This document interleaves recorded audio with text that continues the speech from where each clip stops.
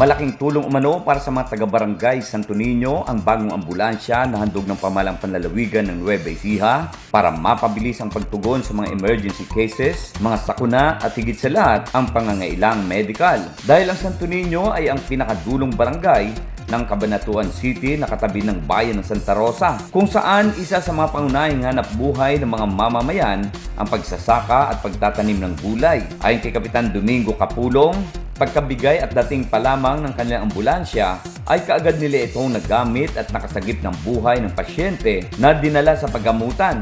Basal na basal po yan, darating pa lang ng umagaw buhay na rin. Una, sigurado, Panginoon siguro ang may kunang.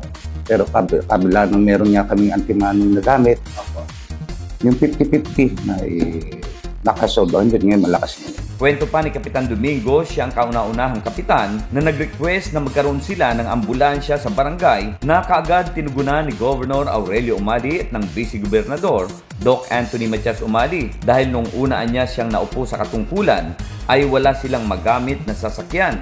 Mapakalaking tulong po na ibinigay niyo at kaginhawahan dito sa barangay ko.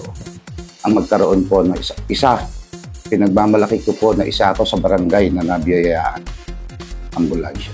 Ngayong may ambulansya na ang Barangay Santo Niño ay nagpapasalamat sila sa Kapitolyo dahil mapapadali nang maihatid ang mga mamamayan ng barangay sa ospital upang agad na malapatan ng paunang lunas at hindi na kailangan pang humiram o tumawag pa sa mga ospital para sa kanilang ambulansya.